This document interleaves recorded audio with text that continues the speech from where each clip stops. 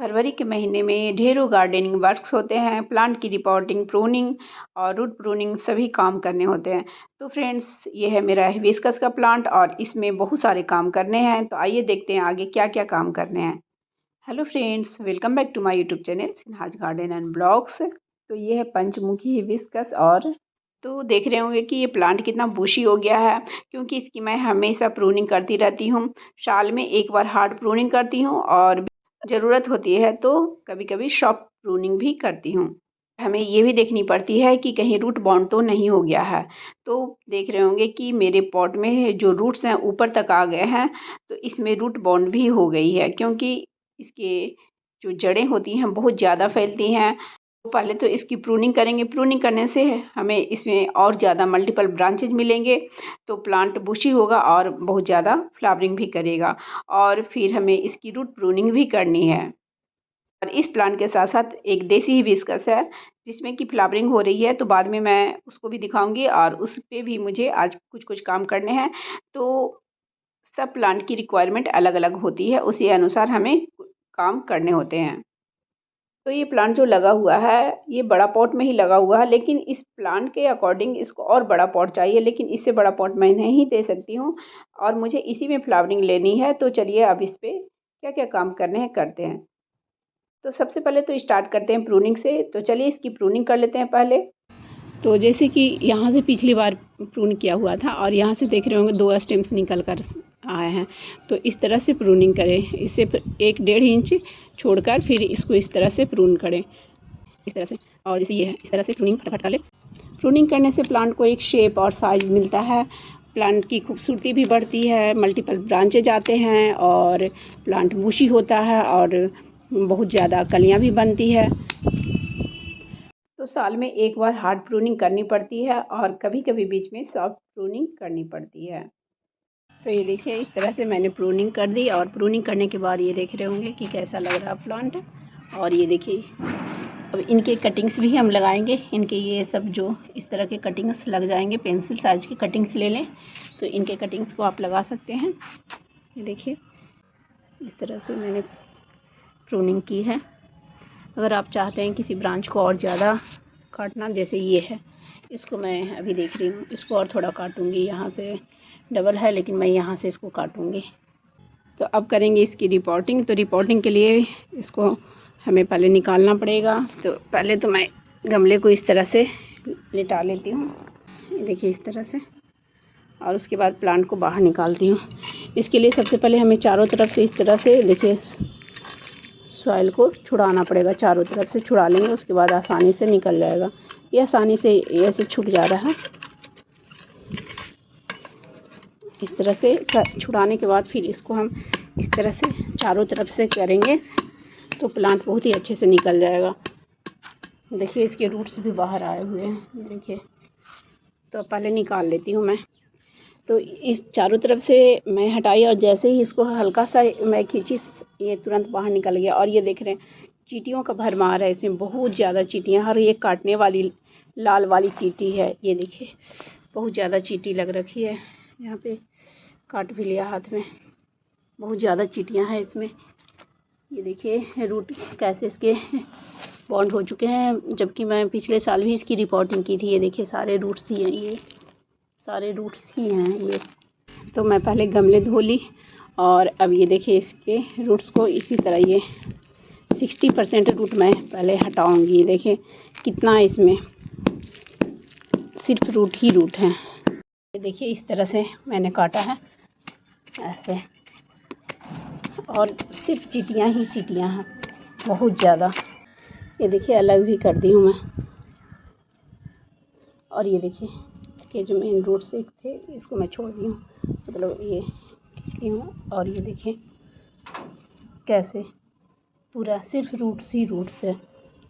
अंदर जो सॉइल है वो भुरभुरी है अभी भी, लेकिन सॉइल के चारों तरफ से इसके जो रूट्स होते हैं वो जकड़ लेते हैं। अब इसके रूट्स को भी मैं इस तरह से हटाऊंगी पहले, और इसे भी हटा लूँगी। तो इसमें से जो मिट्टी वगैरह है उसे निकाल लूँगी और बाद में फिर इसका यूज करूँगी। इसको भी बाद में करते हैं। ये देखिए कैसा और ये वाला देखिए, तो ये देखिए चारों तरफ से मैं छुड़ा ली हूँ।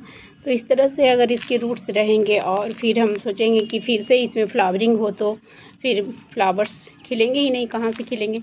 हम कोई भी न्यूट्रिशन देंगे इसको, अगर लिक्विड फर्टिलाइज़र बनाकर भी डालेंगे तो भी इसके रूट्स तक पहुँचेंगे ही नहीं, और गुड़ाई भी करने में नहीं बनेगी। गुड़ाई किस चीज़ को करेंगे, पूरा ये बहुत सारी चींटियाँ लगी हुई थी, इसलिए इसको मैंने एक बकेट में पानी लेकर उसमें डिप कर दी, थोड़ी देर के लिए कर दी थी, ताकि जो चींटियाँ हैं जो इसमें घर बना कर रखी है वो निकल जाए।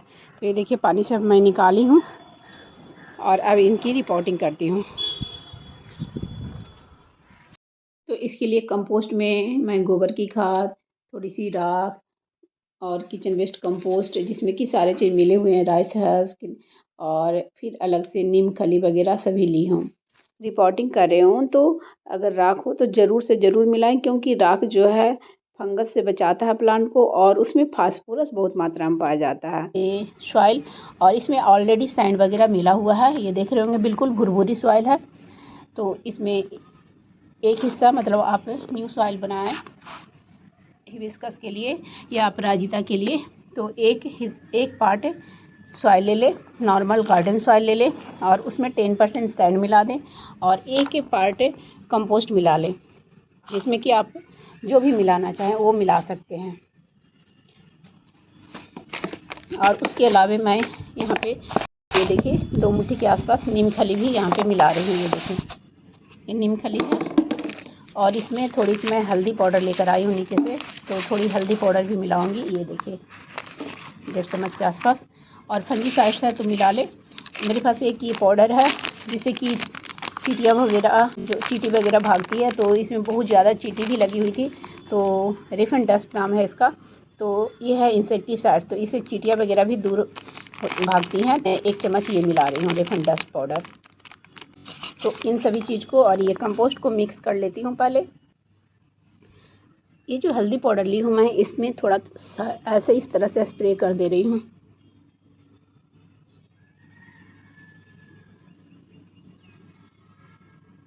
और कोई भी इंसेक्ट्स वगैरह, फंगिसाइड्स वगैरह, इसमें फंगस वगैरह होंगे, इंसेक्ट्स वगैरह होंगे, तो वो सब निकल जाएंगे। तो अब इन्हें मिक्स कर कर फिर प्लांट लगाते हैं। और 6-7 दाने मैं DAP की भी मिलाई थी, तो मैं बताना भूल गई थी। तो अब इन्हें मिक्स करती हूँ।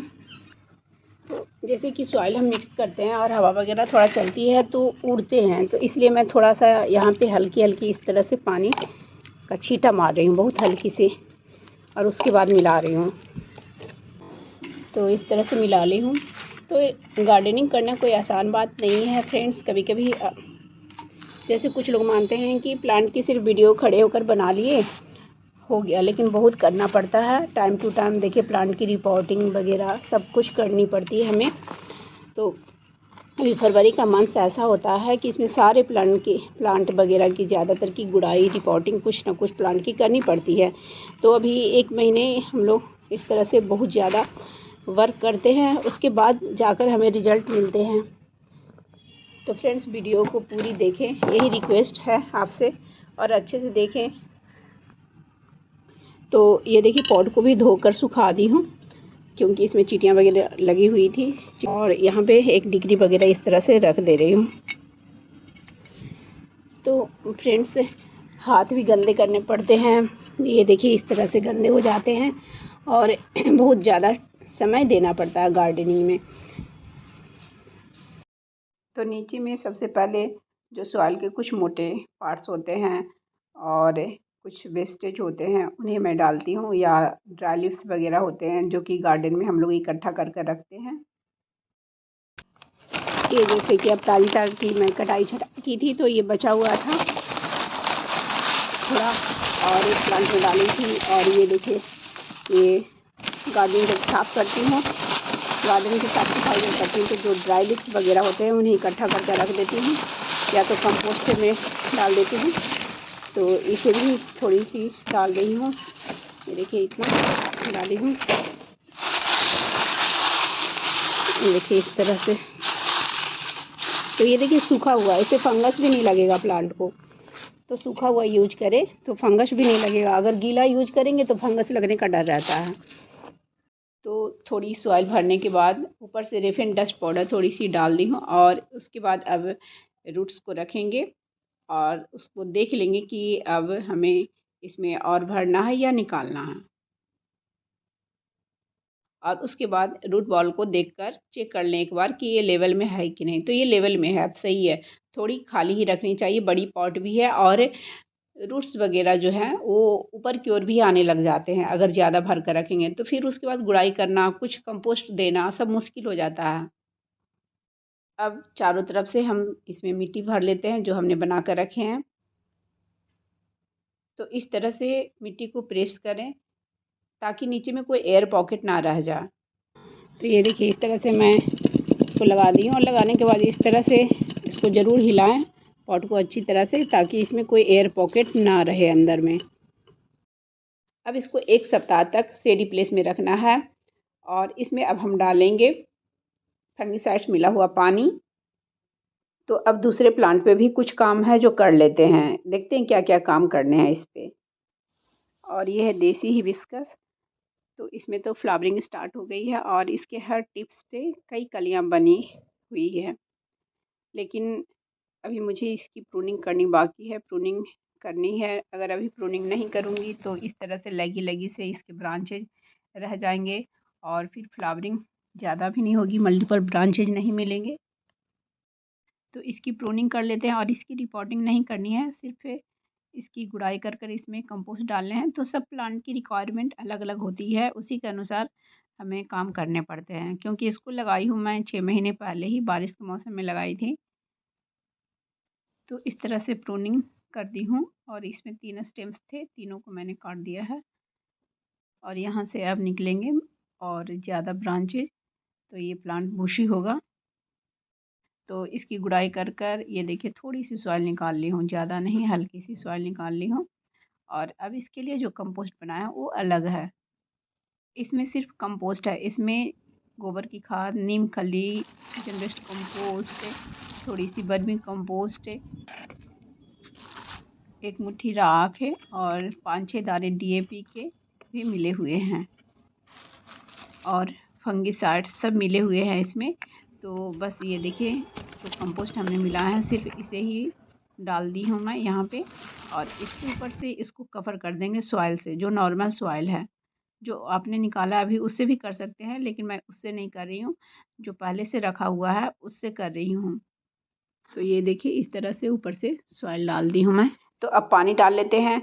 तो पानी डालेंगे नॉर्मल पानी नहीं, उसमें थोड़ा सा फंगिसाइड्स मिलाकर डालूंगी, क्योंकि हमने रूट प्रून किए हैं, बड़ा वाला जो प्लांट है उसमें रूट प्रून किए हैं। तो पहले उसी में डाल लेते हैं फंगिसाइड्स मिला हुआ पानी। इसको हमें रखना है 1 सप्ताह तक लगभग शेडी प्लेस में। और ये देसी हिबिस्कस जिसको कि हम सिर्फ डीप गुड़ाई कर कर कंपोस्ट डालें, तो इसको 2 से 3 दिन तक शेडी प्लेस में रखना है। तो फ्रेंड्स, मेरी वीडियो इन्फॉर्मेशन अगर अच्छी लगी हो तो प्लीज़ मेरी वीडियो को लाइक करें, शेयर करें एंड कमेंट्स करें। और मेरे चैनल में जो पहली बार आए हों तो प्लीज़ मेरे चैनल को पहले सब्सक्राइब कर लें, बेल आइकन्स को भी प्रेस कर दें, ताकि जब भी मैं अपनी न्यू वीडियो डालूँ तो उसकी नोटिफिकेशन आपको समय से मिल जाए। तो ये देखिए पानी डाल दी हूँ और पानी स्टार्टिंग में इतना डालें कि पॉट से बाहर आ जाए। Bye bye friends, thanks for watching.